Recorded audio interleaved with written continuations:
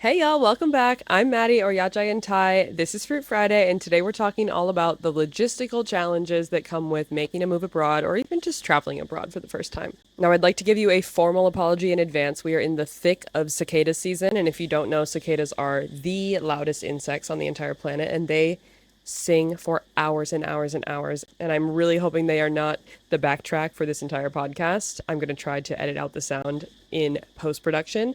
But just know that if you can hear them, I can hear them 10 times as loud. It is absolutely deafening. And if I try to wait until they stop, we are not going to be able to release this podcast until June. So bear with me on that. But anyway, this is Fruit Friday, of course. So let's get into our fruit for the week, which is pomelo.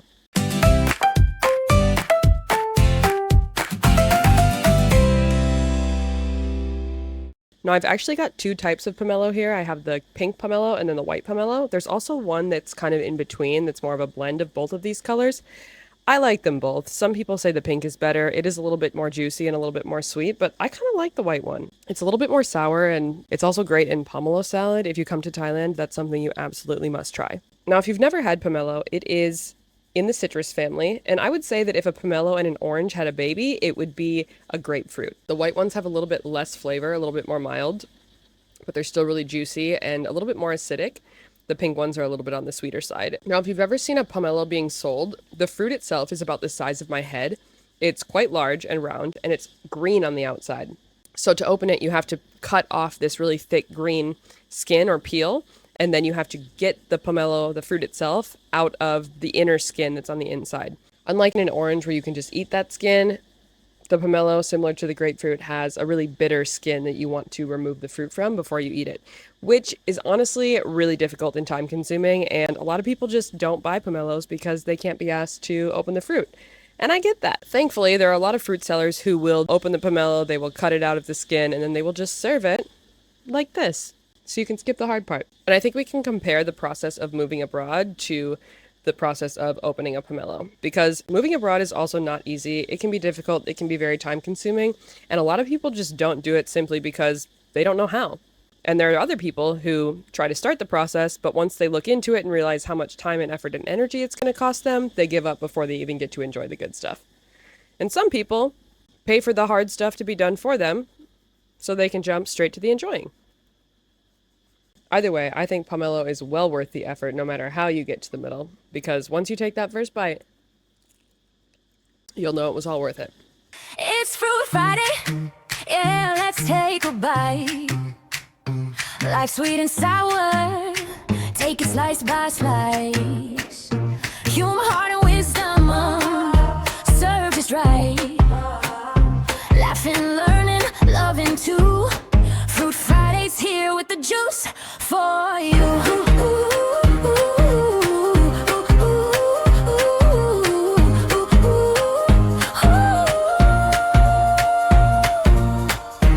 Side note, pomelo in a little black coffee, that's his stuff. If you've never had a citrusy coffee or an acidic coffee, you gotta give it a shot. Anyway, I've kind of been dreading filming this episode because I feel like it's going to be really boring because it's all about the logistical challenges that you have to deal with when you move abroad.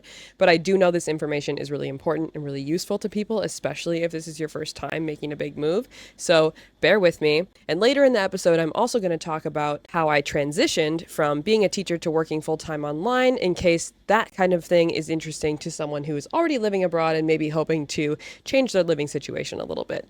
So we are going to get into all that today, but before we do, I want to give you just a little bit of a backstory of my journey in Thailand and what I've been doing here for the last 7 years.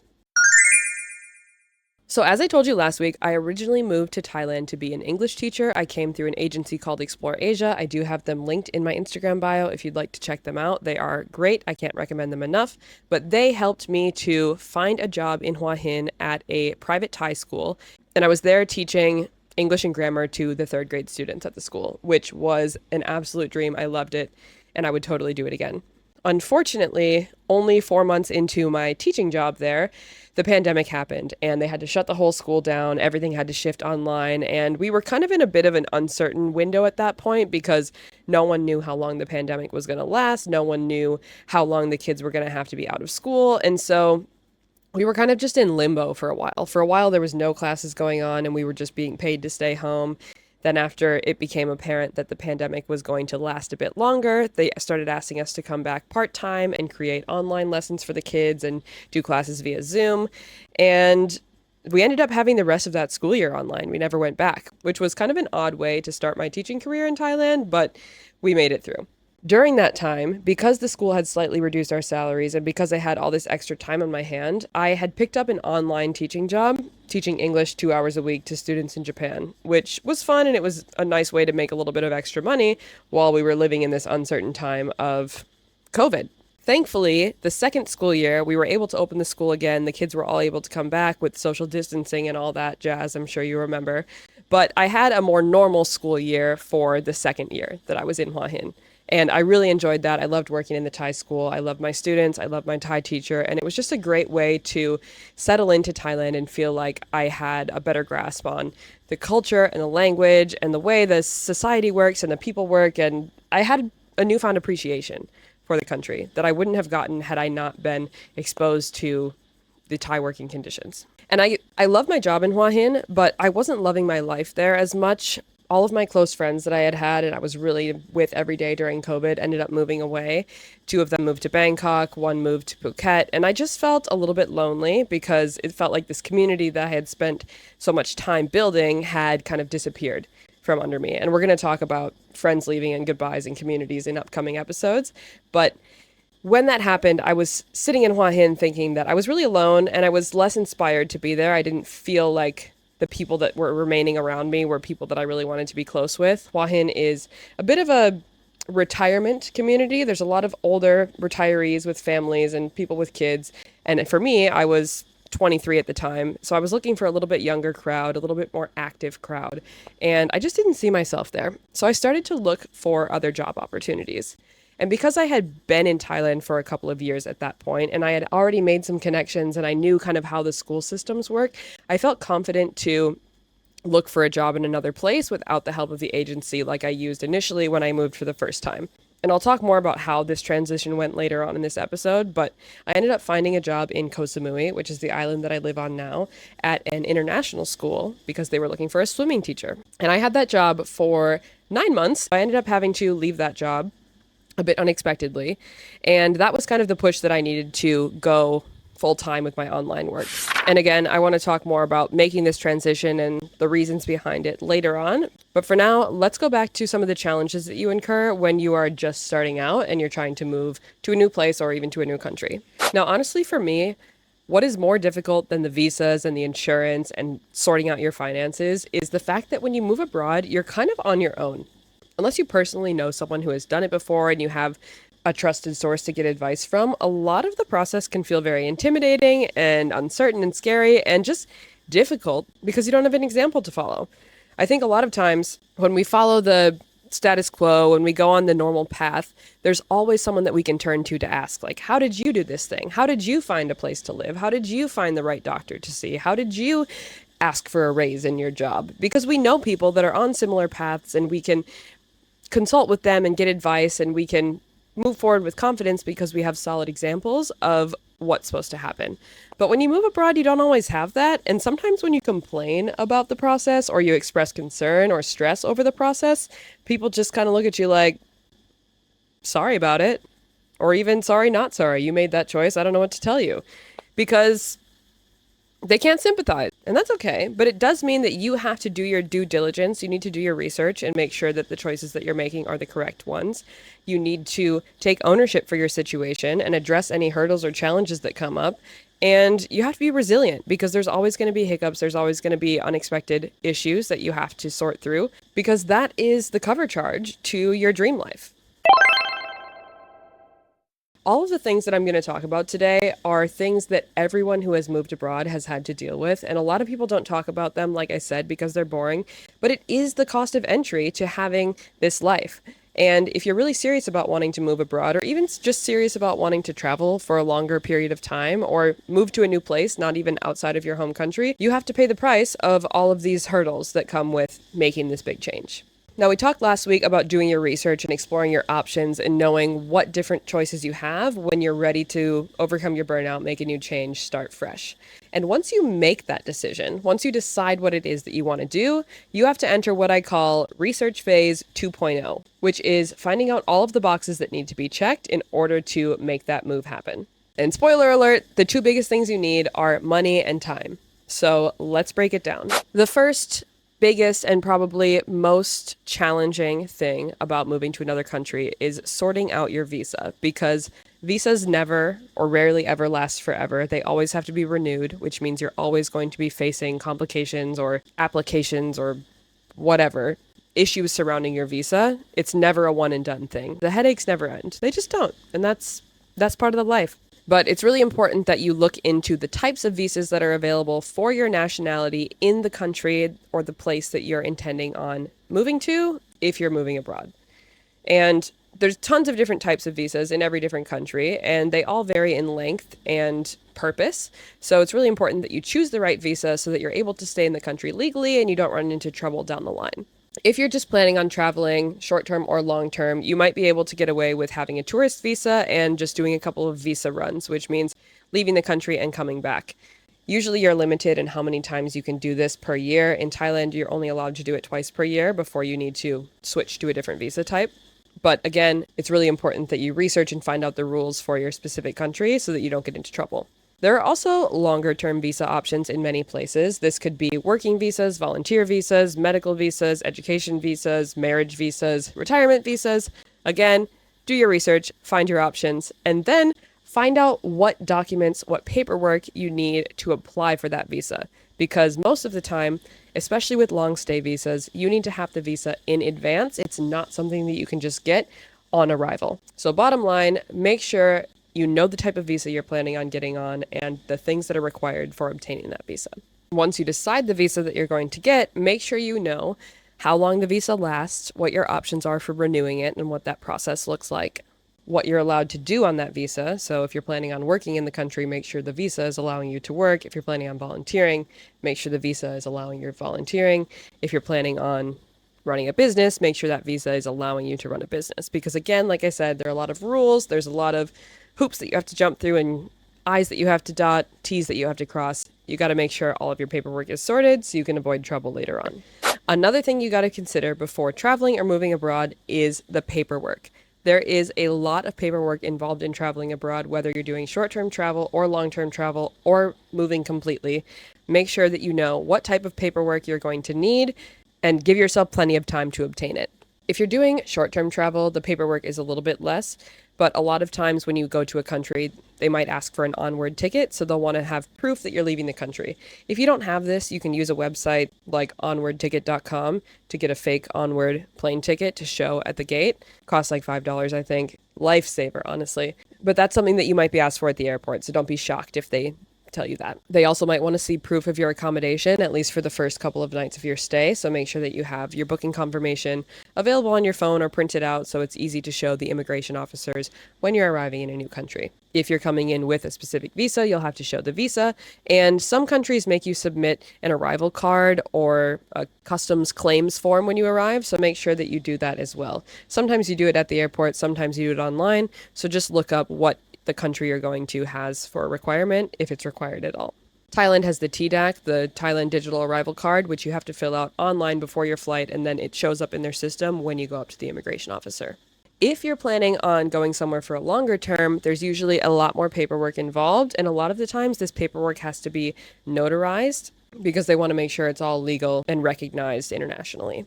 So, things that you might need if you're moving abroad, traveling abroad for a long term is a copy of your bank statements. A lot of times they'll want to see proof of sufficient funds to make sure that you'll be able to support yourself while you're in the country for this extended period of time. They might want to see copies of all pages of your passport, seeing the history of where you've traveled before and how long you stayed in each place. If you're bringing your children, you might need copies of their birth certificates, and these might need to be notarized to prove that they are your child and you are allowed to bring them into another country in addition to their passports. If you're planning on working in another country, you might need to bring a notarized copy of your degree or your transcripts from your university to prove that you have the education for this job that you're going to get. Some places might also ask you for a background check, so you'll have to go to your local police station and have a background check run so you can prove that you don't have a criminal record and you have no outstanding arrest warrants or anything like that. Some places might ask for a medical check. In Thailand, if you want to work, you have to get a medical check here before you're allowed to get a work permit. That's something you sort out once you're here, but again, it's just an example of paperwork you might need. You also might need to prove ownership of your business or your assets if you have a business that you're planning on running in this new country or a business that you're still running at home. There's all sorts of things that they could ask you for when you're applying for the visa or at immigration. So just make sure you, again, do your research, know what is going to be needed, and then you can have it prepared. And when it comes to notarizing documents, make sure you give yourself enough time to get this done. When I moved to Thailand, I had to notarize my degree at both the state and the national level. So I had to send my diploma to both the state notary for them to notarize. And then once I got it back, I had to send it to Washington, D.C. and have it notarized there. And this whole process took maybe 3 or 4 weeks. So make sure you leave time for that. Don't leave your visa application process and all of the documentation to the last minute, because you might end up spending a bunch of extra money to expedite things and you might not get things in time, and that's never any fun. Moving on to insurance. Insurance is another big thing that I recommend that you have, whether you're traveling or moving abroad. If you are moving and you're going to be working in a place, always good to check with them and find out whether or not you will be covered for any medical care you need in the country, and also what that insurance policy covers, because it's not always as much as you might like. With insurance companies, I recommend to do your research. It really depends on age and medical history and what you're expecting to use the insurance for that determines which company you should go through and how much that you should be paying. I've used a variety of different insurance companies at different stages of my journey just because different policies made a little bit more sense to me in different chapters. When I first moved, I was using Safety Wing because you could buy plans by the day rather than by month or year, and it felt a little bit more flexible to me. And then I think I used AXA for a while, AXA, which was fine. It was a bit expensive, but they were really good and they covered everything I needed them to cover during that time. And then I switched to Genki, which is what I have now, which for me has been affordable and covered everything that I needed. So again, do your research, know what you want covered, know how much you're willing to pay and what you're expecting to spend on, and you can make your decision from there. Insurance companies love to talk you through their options. They love to give you a quote. So call as many companies as you need, do your research, outline the policies, and then pick the best one for you. A couple things to consider though when you're looking at insurance policies. Make sure that you are covered for the things that you are most likely going to need coverage for. Duh, obviously, but a few things to think about. A lot of insurance companies will not cover you for motorcycle or car accidents in a foreign country if you are not legally licensed to drive in that country. So if you're driving a motorbike in Thailand and you don't have a license to drive that motorbike and you get into a life-threatening car accident and end up in the hospital, your insurance is probably not going to pay those medical bills. So just be aware of that. If you come to Thailand and you want to train Muay Thai, your insurance might not cover professional sports or combat sports. So again, if that's something you're planning on doing, make sure you get a policy that's going to cover those types of accidents or emergencies. Many insurance companies also don't cover pre-existing conditions. So if you have a pre-existing medical condition that is well documented on another insurance policy or in your home country, be aware that the policy that you choose might exclude any expenses related to that medical condition. Talk with the insurance provider, talk with the agents. When you're getting your quote, ask them about those specific things if you anticipate them being a problem, because it is good to know that before you end up with a long hospital bill trying to submit a claim. Speaking of claims, it's also good to find out if your insurance company is willing to work directly with the hospitals in your country of destination, or if you will have to pay upfront and then submit a claim to be reimbursed, because this can vary country to country and hospital to hospital. So that's a good thing to look into and find out. Lastly, if you're a woman and you're expecting to have a child in the next X number of months or years, a lot of international or travel insurance companies have a 10-month to 1-year waiting period. So you're not allowed to get pregnant for the first 10 months on the policy, because they won't cover any of the fees until you've paid for a full 9 months. So don't try to get coverage once you're already pregnant. It doesn't work out. Thankfully, I have a lot of friends who are having babies and they've given me all this information, so I know for the future. And now you do too. Another important thing to consider, and something I bet not many people have warned you about, is your phone number. Now, chances are if you're going abroad for a longer time, you're probably not going to pay for an international phone plan from your home country. It's way cheaper to get a local SIM card or an eSIM and buy data package on that rather than paying for international plan on your basic phone. But here's the kicker. A lot of times while you are abroad, if you are making transactions on a card or trying to access your bank account, it might get flagged for suspicious activity, and your bank might try to send you a confirmation text with a code to make sure that you are in fact trying to log into your bank account or you are in fact trying to make a transaction. And if you don't have access to your foreign number, this can kind of put you in a pickle because then you can't access your finances, then you can't confirm the number, or you have to turn on your old SIM card to receive that message, and then you're going to get fined these international fees. So, if you're planning on going abroad for long term, or if you're planning on moving to another country and foregoing your old phone number, make sure you switch over that confirmation text number to someone else who's in your home country where you can reach out to them and ask them to receive those confirmation codes for you, or make a plan to have an international phone plan at the ready in case you need to turn on that data and receive those codes. Believe me, this is a huge headache. It is something that me and all of my friends have to deal with. We all complain about it, but something to be aware of before you make the move. Rounding out all of that, we have finances. Of course, you need to consider these relocation costs, like how much it costs to apply for the visa, how much it costs to have all these documents notarized and send this paperwork around, cost of getting a background check, the cost of your flight to get to this new country, all the things like that. And if you're doing any of this through a visa agent or a company who's going to assist with any of these processes, you'll have to pay their fees as well. Then, of course, there's going to be the initial startup cost of moving to a new place, getting settled in a new place. When you rent a house for the first time, you'll often have to pay a deposit. When you're renting a vehicle for the first time, you may have to pay a deposit. You'll also probably not be working for those few weeks or months that are transition time, so you'll want to have a little bit of funds saved up in order to get you through those first couple of months of settling in. And then, of course, you'll want to research the cost of living in the place that you're going to be. So knowing how much it's just going to cost to live your daily life. How much is it going to cost to pay your electricity bill and your phone bill and get your groceries and all the basic budgeting things that you already know how to do, but just knowing what it's going to cost in a different place. I think it's really important to research this location specific. Thailand, for example, has a very wide range of cost of living depending on where you are. Someone living in Chiang Mai versus someone living in Bangkok versus someone living in Samui versus someone living in a smaller Thai city outside of the touristy areas are going to pay very different prices for living. And it also really depends on your lifestyle and what you're expecting to do and how you're expecting to live here. If you want to live very basic, your cost of living is going to be a lot lower than someone who wants to come and have a really nice house, maybe a villa, car, pool, things like that. So factor in your lifestyle, your budget, and your cost of living when you're thinking about how much money you need to save up to make a move like this. Also consider the fact that if you're planning on visiting home, especially if you're coming as a family and have to travel home as a family, the cost of those flights is going to be quite expensive. And it's something that you really have to factor into your annual budget because it adds up fast. And those are not expenses that you would normally have where you live now. Another thing to consider when it comes to money is how you're going to access your money while you're abroad. Will you be withdrawing cash from your bank in your home country using an ATM card? Is there going to be fees associated with that ATM card? Will you be putting everything on a credit card? Are credit cards accepted in the place that you're going?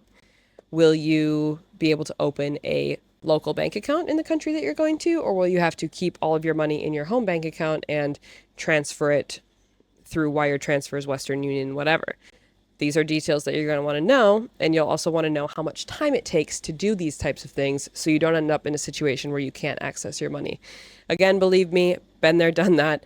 It's not a fun moment when all of your money is in one country and you have to try to transfer it to another in a pinch and you have to wait 3 to 5 business days. Oh, and a holiday pops up too.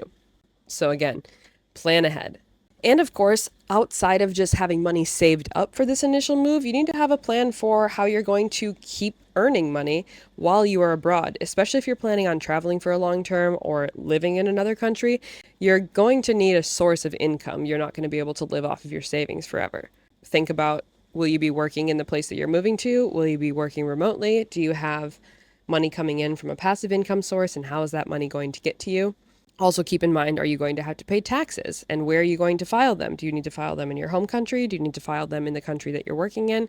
All of these things are things to be aware of. This is not something you necessarily need to know right off the bat when you're making your move. It's something you'll figure out along the way. But just know that that is something you'll need to consider. And it's really important that you, again, do your due diligence to avoid trouble down the road.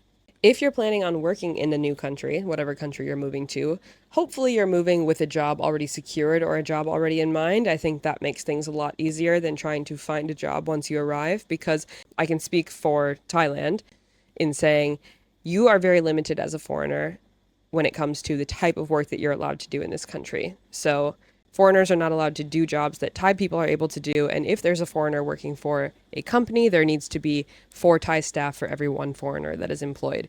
So you can't just rock up and apply for any given job. You have to get a job that is open to foreigners. Usually it's teaching jobs or management, hospitality management jobs, things where native English speaking is required or a specific skill set is required. It's not just a free for all. Same thing when it comes to opening a business. There are a lot of hoops that you have to jump through and rules that you have to follow if you want to open a business in a foreign country. And you often need to have local shareholders and local staff. And it's really important that you do all of this legally and above board to avoid getting into big trouble later.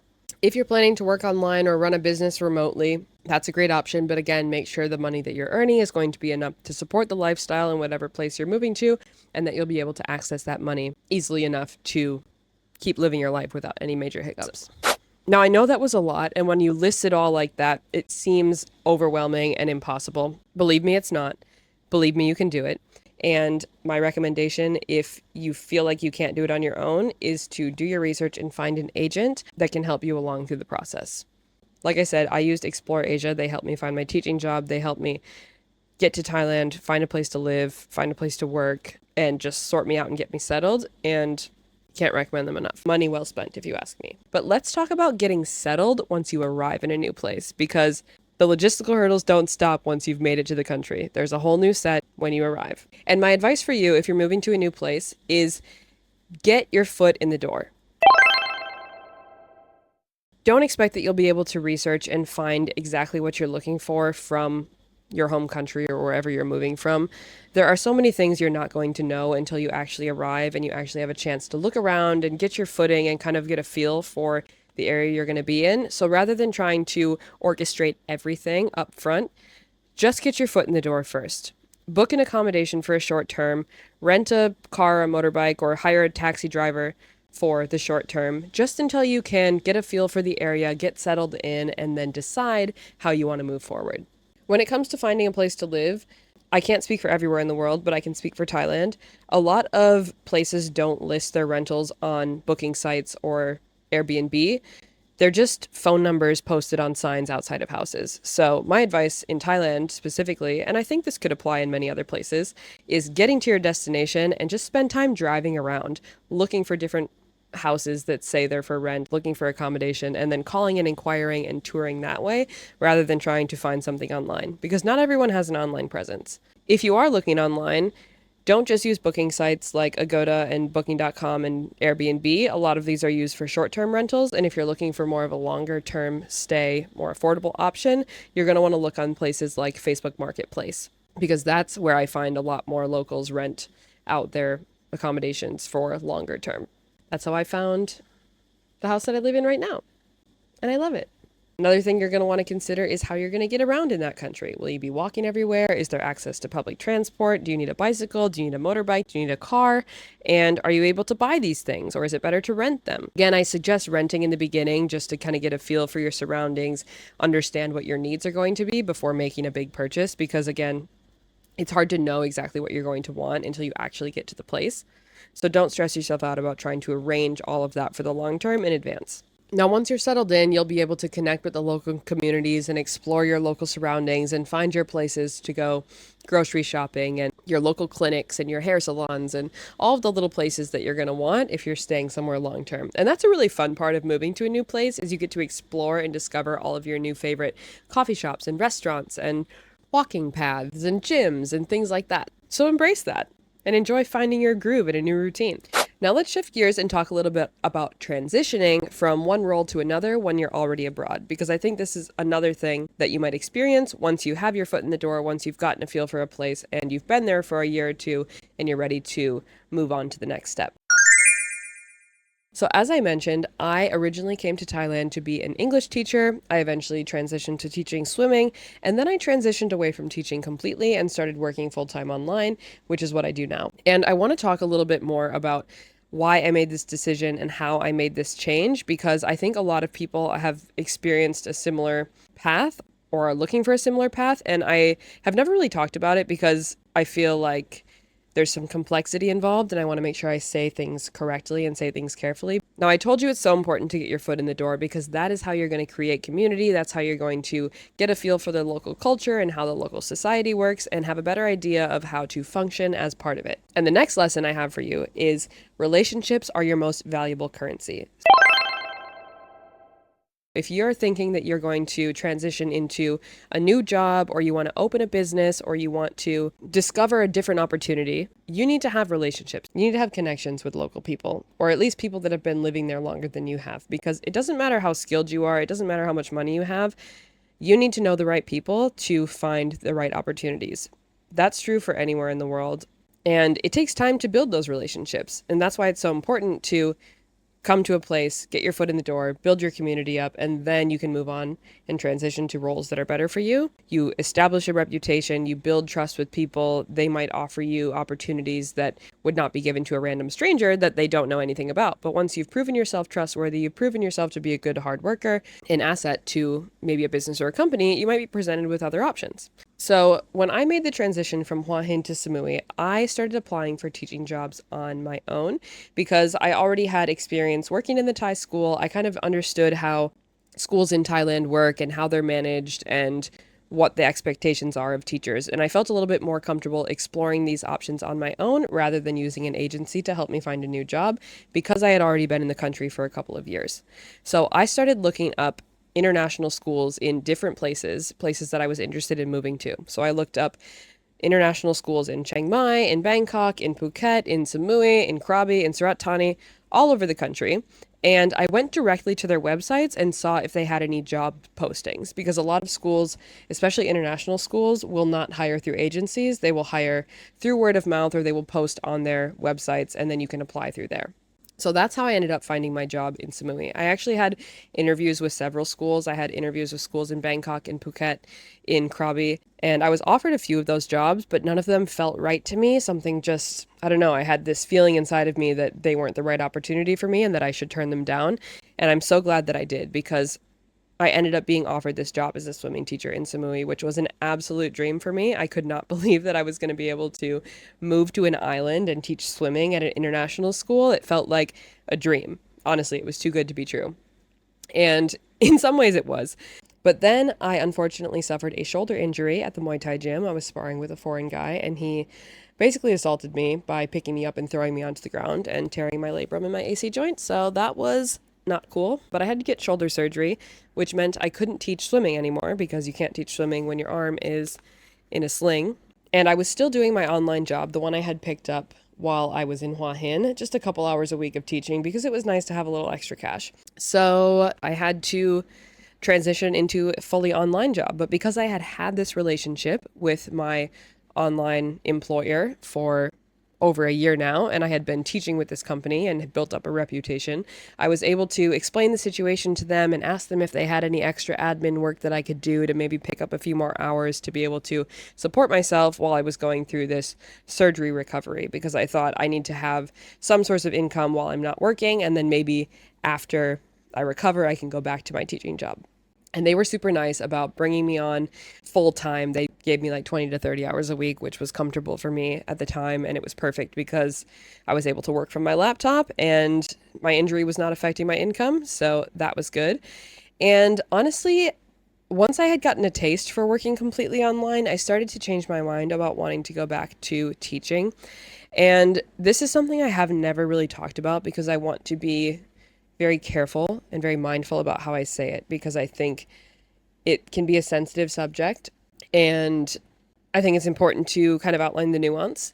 But The first thing you should know about foreign teachers in Thailand is they get paid a lot more than the Thai teachers, and the Thai teachers, without a doubt, are doing way more work. The average salary in Thailand is quite low, and Thai teachers in Thai schools are usually making between 10 and 20,000 baht per month. Now, again, this can depend on the location of the school, the type of school, and the experience level of the teacher, but in general, they are making one third to one half of what a foreign teacher is making. And so that is why I want to be very careful about what I'm about to say, which is I decided to step away from teaching and realized I didn't want to be a teacher in Thailand forever because the money was not enough for me. And again, I want to be mindful about how I say that because I was getting paid double, triple what many of my Thai colleagues were getting paid. And so I don't want to be insensitive to that fact, but to just give a little bit more context. When you are a foreign teacher in Thailand, you are paid a very comfortable salary. It is plenty of money to live a very comfortable life, to have comfortable accommodation, to be able to travel a little bit within the country, to be able to eat out every day and live a comfortable life. However, the money doesn't go very far in terms of saving, especially if you're hoping to travel back to a country that has a lot higher cost of living. So when I moved to Thailand with the intention of being in Thailand for 1 year, my salary of 35,000 Thai baht per month was more than enough. It was fine. I was able to save a couple $100s every month and still live a very comfortable life. I was doing my Muay Thai training. I was going out with friends. I was living in a nice enough apartment. Nothing fancy, actually. The first place I lived was very bare bones. It was 4,000 baht a month. It was like a cinder block box. But eventually I moved into a little bit nicer apartment. But anyway, the money I was getting paid was comfortable for that lifestyle, but I was afraid that it wasn't going to be enough to support me if I wanted to live in Thailand long term. Because I have to also think about expenses that I have long term, not just in the short term. So, as I mentioned in the last episode, I graduated university with almost $30,000 of debt that I would have to eventually start paying back. Every time I go home to visit my family, which was ideally once a year, it was costing me $1,000+ just for the plane ticket, and then also the money I would spend while I was traveling there for the however long I was there could be up to another $1,000, $2,000, depending on what I was doing and where I was going and what I needed to buy. So just the cost of traveling home was over a month of my salary. And then there's the thought of establishing savings for long term if I ever want to move back to the US or move to a different country or invest in property or buy a car or start a family or just have savings for my retirement. That kind of long-term financial freedom didn't feel possible on the Thai salary that I was earning. And again, I'm totally aware that the money that the Thai teachers were earning and the money of the average Thai worker is earning, they're in a similar boat. They feel like the money that they're earning is not going to be enough to set them up for long-term financial success. And I'm just going to hold space for that reality. I think these two things can be true, but that is a big reason why I decided to not go back to teaching, because I was just earning more with my online job and it felt like I was going to be able to establish myself more long-term in Thailand with this remote job, more so than I would be able to as a teacher in a school. And the second thing that I liked about working full-time online was it was way more flexible. So when you're working for a Thai school, you're obviously tied to the school calendar and you're only able to go home or travel when you're on school holidays. And when I worked at the international school especially, they were very generous with their school holidays. Okay, we got 10 to 14 weeks of holidays per year, which is a lot, but it was still only certain times of the year and it was based on the school schedule. So I wasn't able to travel home for weddings or for funerals or for family vacations. And I wasn't able to do these more spontaneous trips unless it was timed right with the school holidays. And that just felt a little bit limiting to me. And again, once I got a taste for the flexibility of an all online workload, it just felt like it was the better path for me and it felt more sustainable, something that I could do long term. Because as I've lived in Thailand for longer, I've started to imagine my life a little bit differently. Again, when I first came, I thought it was going to be a year, so I wasn't so concerned about traveling home and traveling to other places because I thought I would just come here, have my experience, and then go back and move on with my life. But now that I'm here, and now that I want to stay here longer term, I also want to have the flexibility to be able to go home and visit my family whenever I want and be able to stay for as long as I want. And I want to be able to afford that once, maybe even twice a year.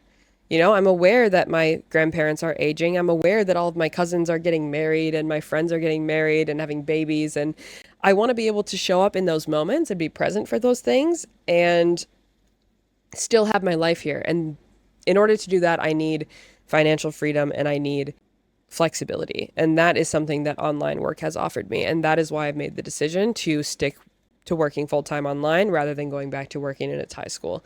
And while that is true, I would absolutely not trade my time and my experience working in a Thai school. I think that time spent was so important for me to learn the culture, learn the language, understand the fabric of Thai society, and also to make connections and to learn how to show up here in a way that is honoring to Thailand and to Thai people and to Thai culture. So yeah, that's how I ended up making this transition and a little bit more about why I made this transition. I hope that makes sense. I hope that's not offensive to anyone. Again, I really like to be mindful about the words I use and how I tell my stories because I don't want to sell people this idea of just coming here and living their dream life without also honoring the country that you're living in.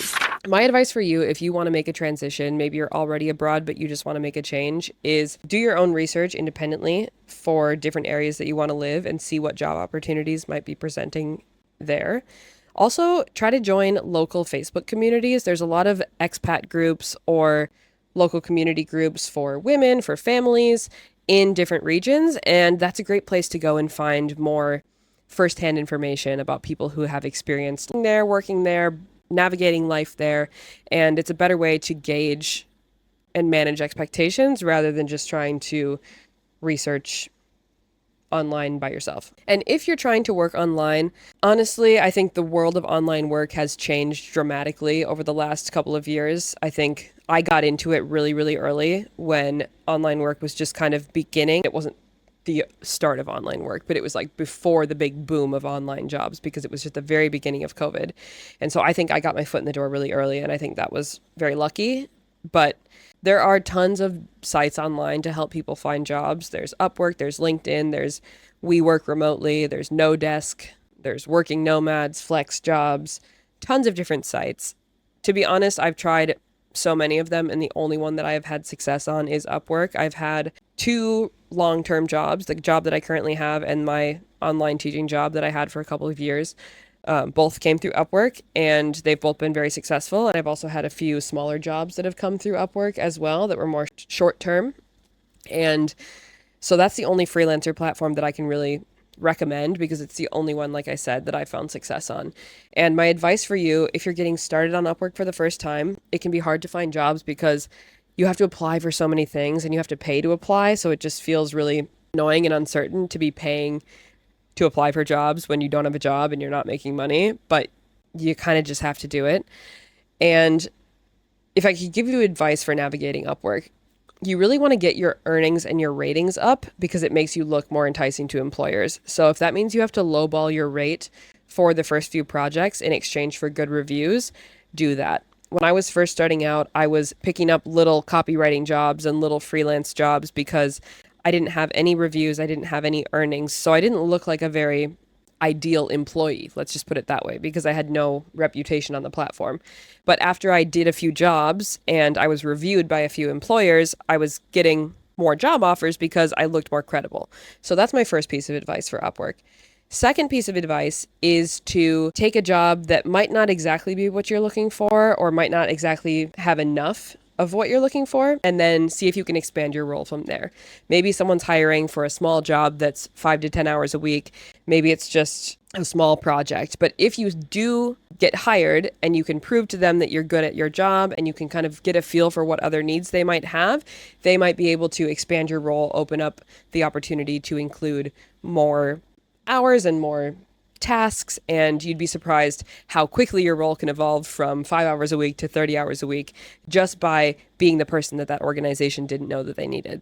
This has kind of happened with both of my online jobs. I started out doing one thing. I started out doing a very minimal number of hours a week, but I was very quickly given a little bit more responsibility and my hours quickly grew. So yeah, that's my advice. If you want to work remotely, if you want to work on Upwork or off of Upwork, finding online jobs, it can take months to get an interview or get hired, but keep trying. Keep trying. I believe that there are millions of remote jobs out there. There is never a shortage of online work opportunities. You just have to wait and find the one that's right for you. Now, I feel like I've talked a lot. I feel like that was a lot of information. So I want to summarize today's episode with 3 key takeaways. Number 1, don't be afraid to go through agencies. Just like with the pomelo, don't be afraid to buy it from a fruit seller who has already done the hard work of peeling it for you and serving you just the fruit. I think a lot of times agencies get a bad rap because people say they're scammers, people say they overcharge, people say they're stealing money from you. And while there are agency scams, there are people that do scam claiming to be visa agents and claiming to be travel agents, and then they take your money and whatever. There are a lot of very good agencies who are very good at their jobs and have very good reviews. So do your research, find a trusted agency, and go through them to relieve some of the headache that comes with navigating a big move or a big transition, traveling or moving abroad. Because honestly, there are so many steps involved, as I outlined, and there are so many things that you have to do right in the process in order to be successful, that sometimes it's worth paying someone a little extra money to guarantee that that process is smooth. Because if you don't go through an agent, chances are you'll probably mess something up on the way. You'll probably do something wrong and have to redo it, or you'll have to wait longer than expected, or there will be some sort of friction that ends up costing you more money or more time in the end. So my opinion or my advice is to find a trusted agency, inquire with them, check out their reviews, see if you can find anyone who's used them and can vouch for them, and then let them handle the heavy lifting for you and just give them everything that you need, because they will clearly outline all the things they need from you. They will make sure it's all processed in a timely manner. They can just help ease what would be a very difficult transition and reduce a lot of your stress. And I'm not saying you can't do this stuff on your own. You definitely don't need an agent, and it's not necessary, and plenty of people are able to navigate this transition without them. But if the thought of doing all of those logistical things and checking all those boxes is stopping you from moving forward or freaking you out and causing you a lot of stress, I would say the agencies are money well spent. Number 2, don't expect your dream life to fall in place right away. I think when we follow bloggers, when we watch people on social media, when we imagine what our life is going to be like when we move to a new city or a new state or a new country, we imagine it as this perfect, dreamy reality. And we don't think about what happens before that and the time it takes to settle in and transition and find our dream reality. So I would say when you're starting out, take the path of least resistance. Find your footing, explore your new surroundings, and then go from there, then expand from there. Because sometimes the best things and the things that you really want won't appear to you until you've already arrived in a place. And like I said earlier, one of the most exciting parts of moving is finding your footing in a new place and discovering all your new favorites, finding your new home, finding your new coffee shops, finding your new gym, finding all the spots and all the new communities and the things that you want to enjoy in your new life. So again, don't expect that to happen right away. It takes time. We're going to talk a lot more about navigating that specifically in upcoming episodes. But for today, my last piece of advice is anticipate that there will be hiccups, anticipate that there will be hidden costs, anticipate that there will be headaches, and know that these will never go away. Okay? When you move abroad, it's never a one and done. It's never a everything's sorted out. I never have to think about that again.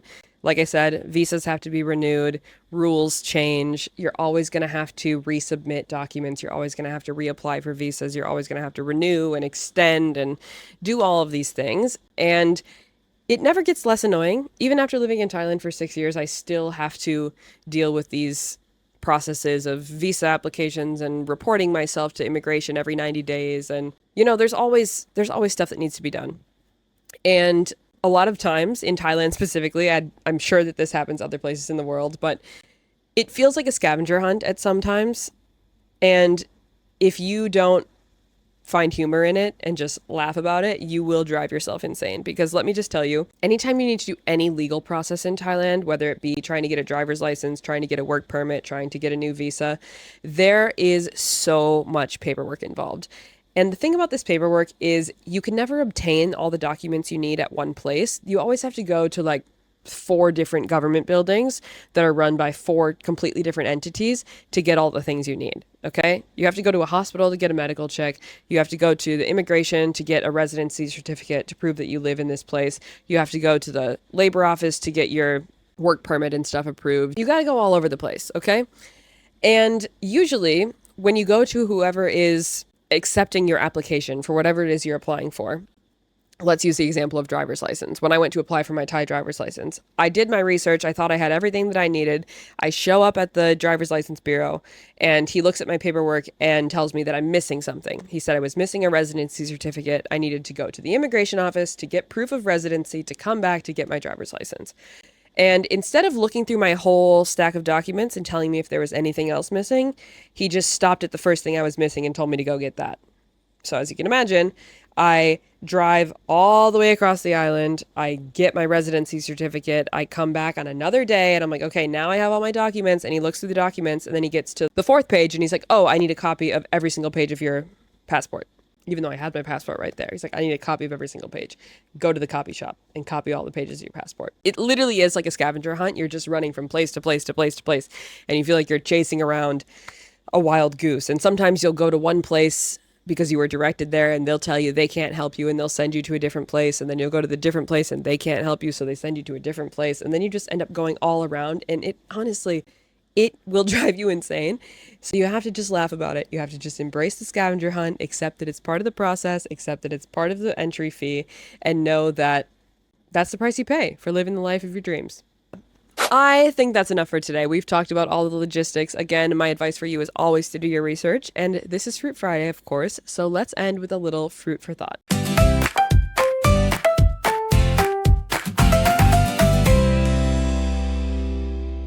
Moving abroad can be very difficult. It requires some mental resilience, and there are always going to be headaches. There are always going to be hiccups. And a lot of times that can weigh on people's conscience and it can deter them from making this big change. So what I want you to think about this week is, what headaches are you willing to swap? What things in your current life, things that are maybe annoying or difficult or challenging, are you ready to let go of and allow those visa issues and insurance issues and logistical challenges take the place of? Because like I said, they're never going to go away. They're always going to be there. But I think sometimes it's easier to swallow those things if you know what you're giving up or what they're taking the place of. So think about that this week. Thank you so much for joining me for Fruit Friday, episode 3. Again, I'm Maddie, or Yajai in Thai. If you like this podcast, please like and subscribe and send it to someone who you think would enjoy it too. And don't forget to come back and join me next week, because we are going to be talking all about the humble beginnings of arriving in a new place and all the awkward moments that come with being a beginner again for the first time and having to navigate life on your own in a completely unknown environment. Till then, happy Friday.